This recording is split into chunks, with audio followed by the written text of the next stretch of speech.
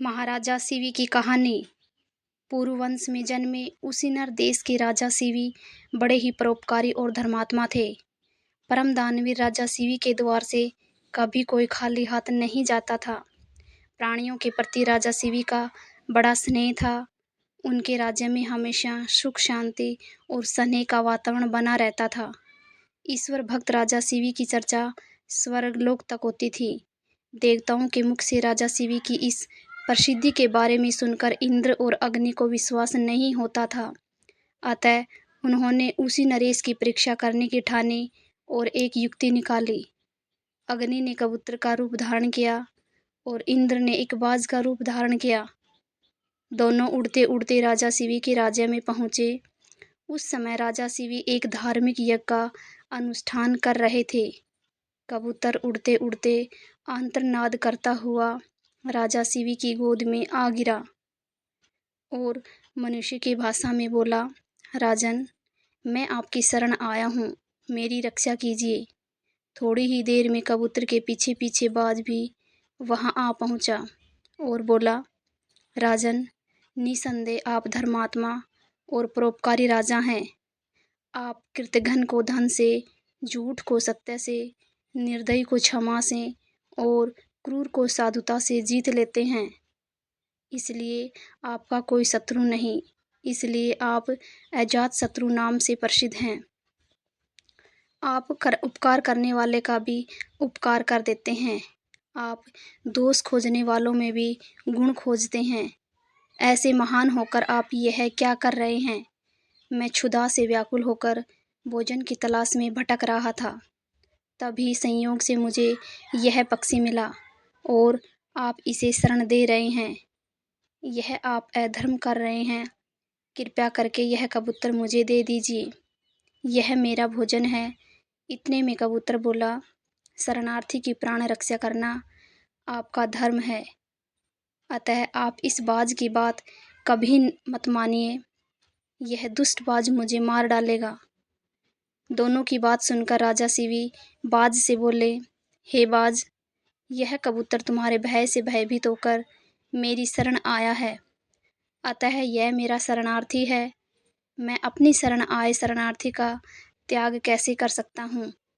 जो मनुष्य भय, लोभ, ईर्ष्या, लज्जा या द्वेष से शरणागत की रक्षा नहीं करते या उसे त्याग देते हैं, उन्हें ब्रह्महत्या के समान पाप लगता है। सभी जीवों को अपने प्राण प्रिय होते हैं। समर्थ और बुद्धिमान मनुष्यों को चाहिए कि असमर्थ व मृत्यु भय से भयभीत जीवों की रक्षा करें। अतः हे बाज, मृत्यु के भय से भयभीत यह कबूतर मैं तुझे नहीं दे सकता। इसके बदले तुम जो चाहो खाने के लिए मांग सकते हो। मैं तुझे वह अभिष्ट वस्तु देने को तैयार हूँ। तब बाज बोला, हे राजन, मैं क्षुधा से पीड़ित हूँ। आप तो जानते ही हैं, भोजन से ही जीव उत्पन्न होता है और बढ़ता है। यदि मैं क्षुधा से मरता हूँ तो मेरे बच्चे भी मर जाएंगे। आपके एक कबूतर को बचाने से कई जीवों के प्राण जाने की संभावना है। हे राजन, आप ऐसे कैसे धर्म का अनुसरण कर रहे हैं जो अधर्म को जन्म देने वाला है? बुद्धिमान मनुष्य उसी धर्म का अनुसरण करते हैं जो दूसरे धर्म का हनन न करें। आप अपने विवेक के तराजू से तोलिए और जो धर्म आपको अभिष्ट हो वह मुझे बताइए। राजा शिवी बोले, हे बाज, भय से व्याकुल हुए शरणार्थी की रक्षा करने से बढ़कर कोई धर्म नहीं है। जो मनुष्य दया और करुणा से द्रवित होकर जीवों को अभयदान देता है, वह देह के छूटने पर सभी प्रकार के भय से मुक्त हो जाता है। धन, वस्त्र, गो और बड़े बड़े यज्ञों का फल यथासमय नष्ट हो जाता है, किंतु भयाकुल प्राणी को दिया अभयदान कभी नष्ट नहीं होता। अतः मैं अपने संपूर्ण राज्य और इस देह का त्याग कर सकता हूँ, परंतु इस भयाकुल पक्षी को नहीं छोड़ सकता। हे बाज, तुझे आहार ही अभिष्ट है, सो जो चाहो सो आहार के लिए मांग लो।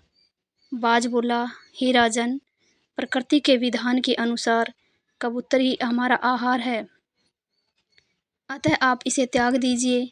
राजा बोला, हे बाज, मैं भी विधान के विपरीत नहीं जाता। शास्त्र कहता है, दया धर्म का मूल है, परोपकार पुण्य है और दूसरों को पीड़ा देना पाप है। अतएव तुम जो चाहो सो दे, परंतु ये कबूतर नहीं दे सकता। तब बाज बोला, ठीक है राजन, यदि आपका इस कबूतर के प्रति इतना ही प्रेम है तो मुझे ठीक इसके बराबर तोलकर अपना मांस दे दीजिए, जिससे मैं अपनी क्षुधा शांत कर सकूं। मुझे इससे अधिक और कुछ नहीं चाहिए।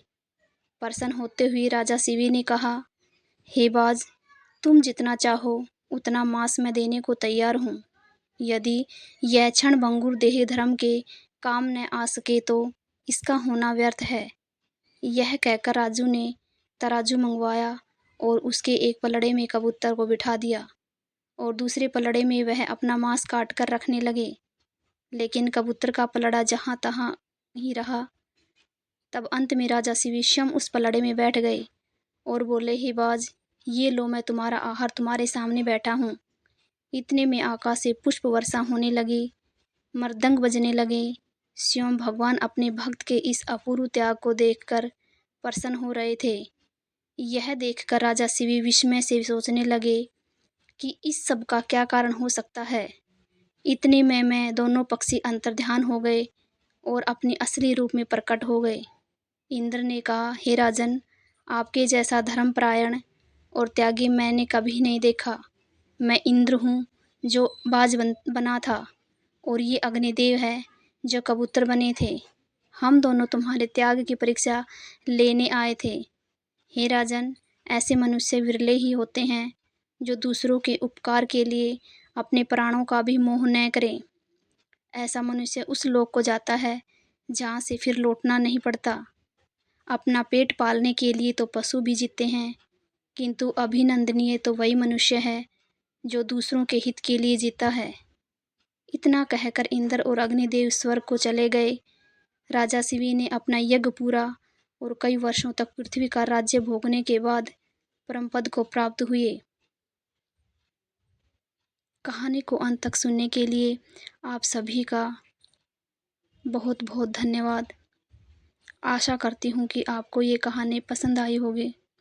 अगर आपको ये कहानी पसंद आई है तो चैनल को सब्सक्राइब करना, वीडियो को लाइक करना और शेयर ज़रूर करना।